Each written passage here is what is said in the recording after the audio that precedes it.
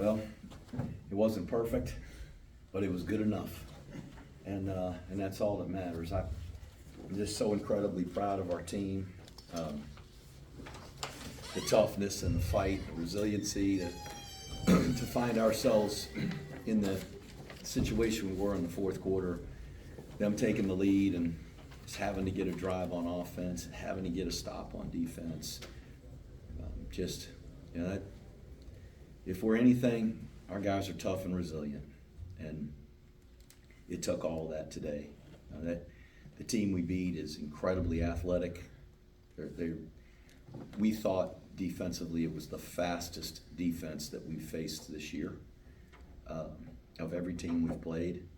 I think they're very well coached. Coach Traylor's just done a terrific job for them to have the home record that they have here. I mean, that's incredible. Everybody takes pride in playing at home. These guys do it better than anybody in the country. So this is a huge, huge win for our team and our program, and to be where we were at the beginning of the season, to start 1-3, and to be on the doorstep of a bowl game a week ago, and just let that one go, pee it away, was really disappointing. And to come here against a team that's really, really good, really athletic, and to find ourselves bowl eligible is about improbable. And our guys they just willed their way to a victory. I thought our coaches did a really good job of preparing our team.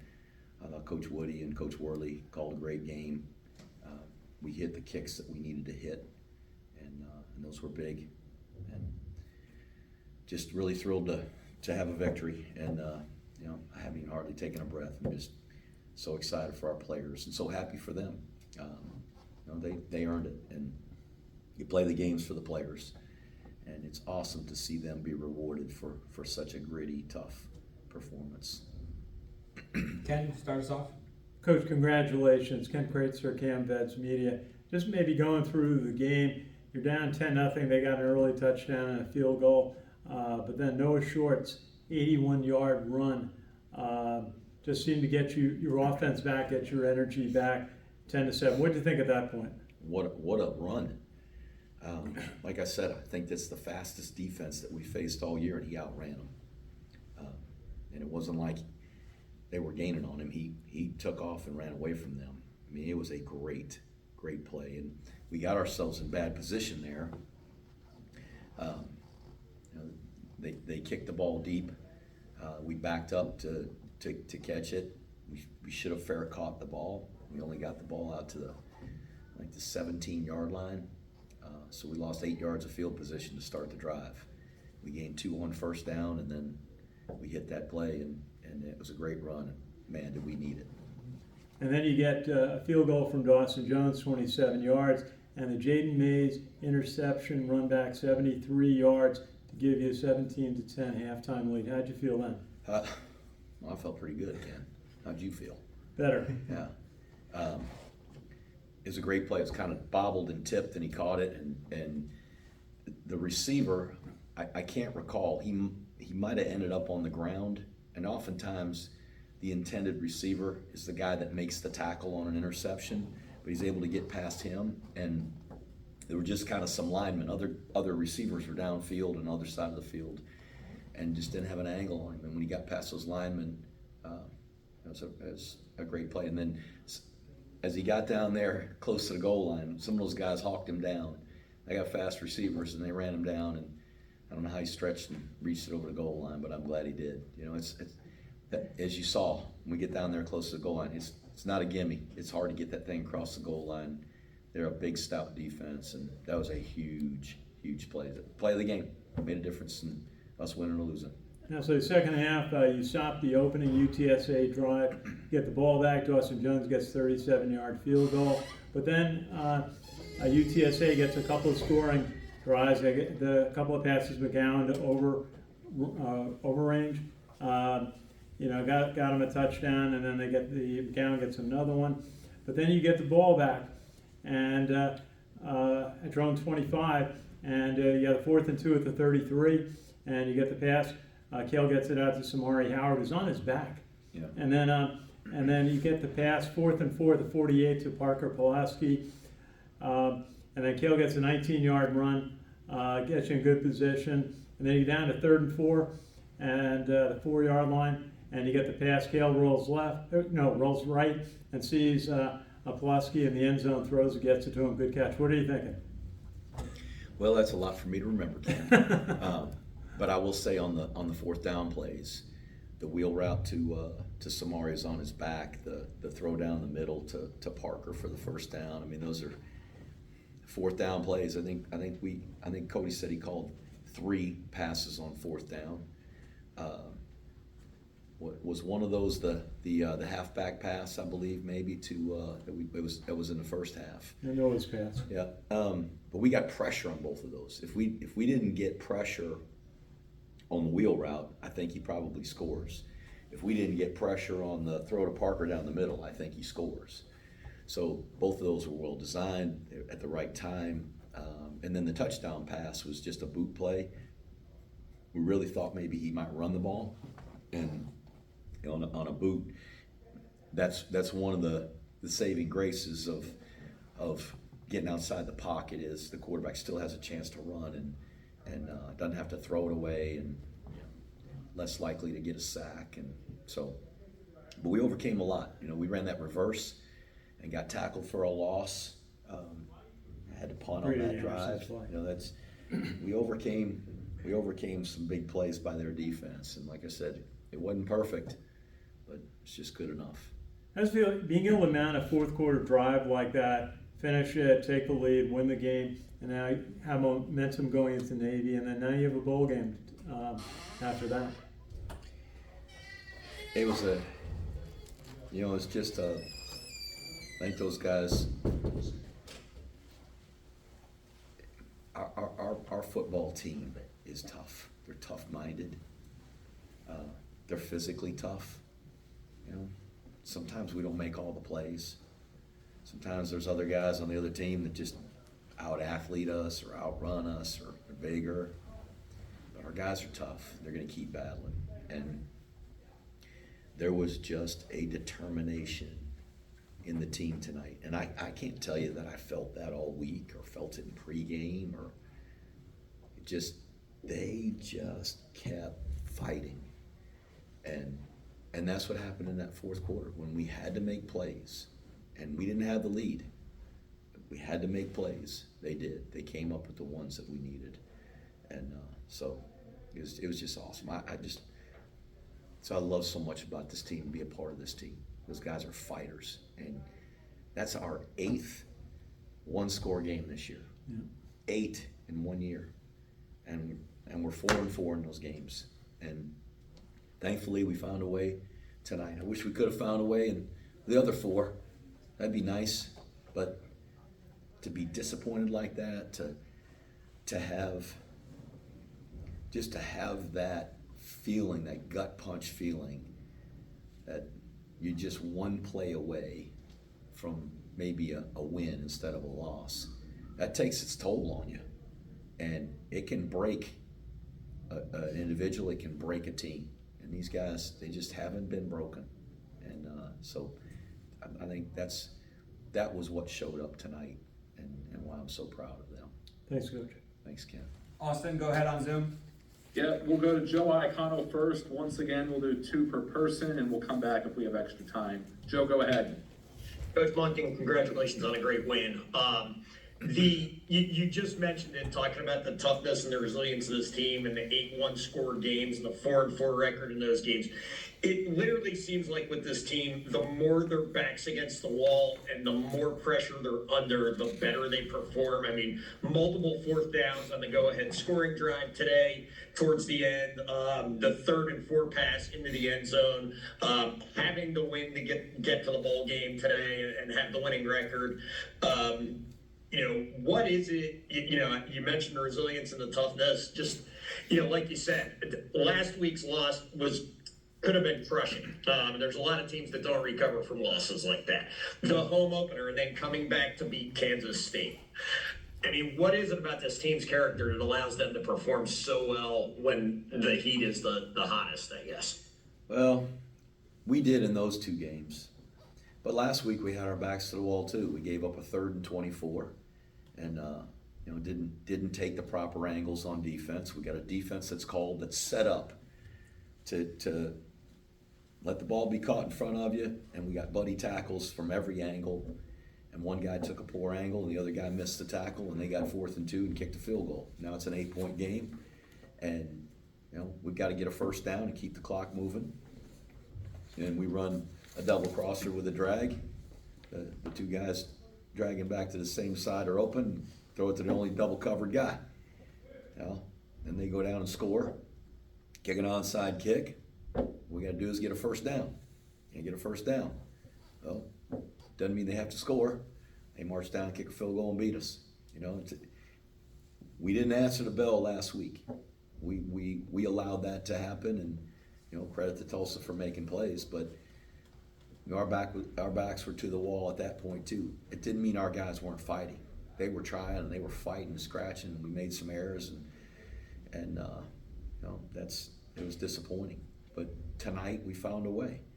And I think it's most difficult to do that when you've been disappointed, which is, I think, what makes the Kansas State victory and the victory tonight so special, is because losses like that can break you, and our guys just haven't been broken. And tonight they answered the bell, and it's just awesome to be a part of a team like that. The love in that brotherhood and that locker room. I mean, those guys are fighting for each other, and just a lot of pride. So that's what happened tonight. It hasn't happened in every one of those games, but it happened tonight. And my follow-up and final question, Cale mentioned he wasn't quite 100%. I could see that on TV. Even it was pretty obvious, and there were some like 3rd and mediums where you guys would typically, I think, run the quarterback, where you made some other choices tonight. Noah obviously got a lot more carries than we're used to seeing out of him.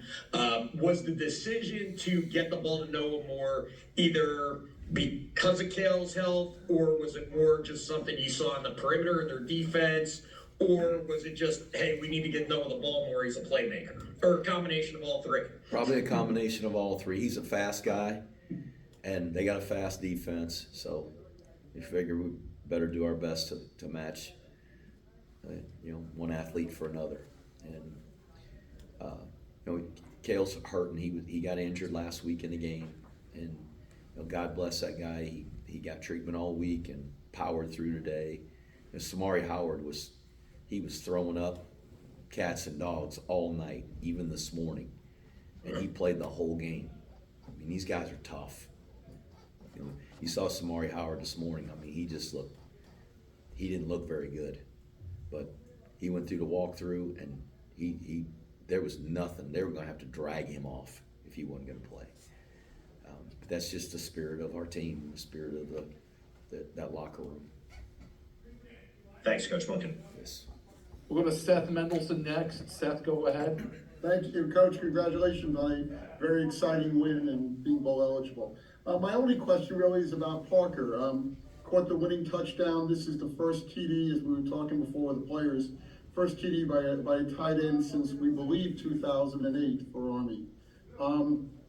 And of course, he made the other catch too. Talk about him. He spends a lot of time blocking and not really that much time catching the ball, but here when he has to, he did. Take us through that. Well, most of our guys spend most of their time blocking. We're obviously a run-based team, and we ask him to do that. He becomes like another lineman. He's really tough. He's athletic. I think he's an outstanding tight end. He's got good hands. That's just not part of our deal, is to throw to the tight end a whole bunch. But he made some really big plays for us tonight. Obviously, the one pressure where we threw the wheel route to Samari on the ground, that was Parker, and it was just in his mind a little confusion on the protection. And I mean, we're using him as a lineman in protection there. So we ask a lot of him and those tight ends, and it's just different. Just a different job description than a typical tight end. Okay, and the first time since 2008 for a tight end, that's kind of, might be a record in the NCAA, right? Yeah, maybe. I don't know. I don't know. I mean, we playing with a true tight end here, there's probably a lot of years in there where running the option, there wasn't even a true tight end. I mean, I think there's some years here for a while where we had, the only tight ends we had were linemen, and we put them in a tight end number just to make people try to honor them. And so, but you know, we do that. The tight end is in the game almost 100% of the time. I don't know if we've had but a couple snaps all year where there wasn't a tight end in the game. Sometimes there's been two, and so I guess what do they say? The odds are at some point he's probably going to catch a pass and maybe catch a touchdown. So good for him. He's a great kid, and you know, that's a guy that his parents are from my hometown. His dad was a high school teammate of mine, and so I've known that family a long time. So it's pretty special to have a guy like that on our team and see him make a play. We'll wrap up with Ken McMillan. Ken, go ahead. Jeff, congratulations. After UTSA went up, your defense made 5 stops on them before they got those 2 scores, bridging the third and the fourth. And then, of course, you get the final series. Can you just elaborate on what you saw from your defense today? I thought Coach Woody called a great game.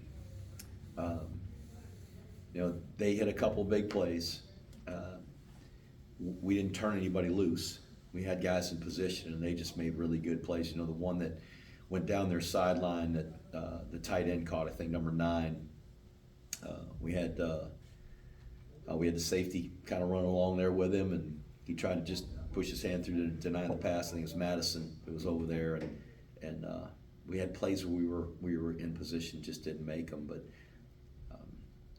we made them earn it. We made them take it down to the field most of the time, and you know, if we can just keep them in front of us and keep making stops and get them in third down, then you got a chance to get them off the field. And we made some really key stops. We made a 4th down stop in the second half, which was big,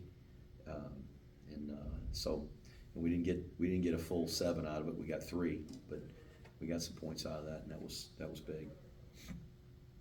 And Jeff, you won now 3 of your last 4, 5 of your last 7. And in those 2 losses, let's face it, you were there 58 minutes and 56 minutes. So there's a lot to be said about the way Army's playing in the second half of this season. Do you believe in momentum, especially heading into the Navy game and beyond? Or, you know, what's your thoughts? Well, Lou Holtz always said, you never lose momentum if you never stop believing. So I don't know that we've lost momentum or gained momentum. You know, it just, our guys and the way they fight and the way they prepare, I think it's kind of maybe ingrained into them through their experience at West Point. Hopefully a byproduct of the culture of our program, and so they kept believing and kept playing, and so it, you know, like I said, to start out 1-3 and to be here knowing we're gonna have a chance to play one more time in a bowl game, I mean, I don't know if anybody would believe it after they saw us get our butts handed to us by East Carolina, but you know, it didn't affect our guys. They came back the next week and won, and then won again. Had a disappointing loss at Tulane. Came back and went out to Air Force and won. I mean, there's, you know, we just kept fighting, and 8 one-score games, and we're battling. And that's you know, you think of those one-score games now. That's Tarleton, and you know, everybody's like, oh gosh, Tarleton is you know, they're one of the best FCS programs in the country. They're a top 4 seed in the playoffs, the FCS playoffs. Now, I coached a long time FCS football at Georgia Southern. I can tell you Tarleton right now could go into many of these leagues that are playing Group of 5, and they'd be a bowl team right now. They got a good team, and And we have 30 guys on our team from the state of Texas. A bunch of them came home tonight, great pride. You know how many of them had a scholarship offer from Tarleton? 0. So they got a good team. And, you know, losing North Texas. North Texas is going to the conference championship. They might be the playoff team, and we got them in overtime. We got Tulane, who's going to be the other team in the conference championship if they beat Charlotte tonight, which I figure they probably got a pretty good chance. We had them on the ropes and had them beat. You know, if we just make a play. And we didn't. They made the play. So we've been battling. These are really good football teams that we lost to. Tulsa, they haven't had quite the season that those others have, but you know, just in terms of athlete for athlete, it's not like we got a great matchup there. So we have battled and found a way, and so that puts us here with an opportunity to play in a bowl game, and I'm really proud of our team. Eric, quick one. Yeah, go ahead, Ken. Coach, just want to ask you about Casey Larkin. Is he okay? He is. Oftentimes, those guys get a hard shot and they'll get a stinger, which is, you know, usually it's one side where they get up in their trap and down their arm, and he ended up with a double. So that was, I know there's a lot of concern. They, you know, you probably see on TV, they were checking his neck and checking all the extremities, and we got a great training staff. They took their time, they talked to him all the way through it, and did a really great job with him. So he's gonna be fine. Good news. Thanks, everybody. Beat Navy. And Coach Recording Monken. stopped.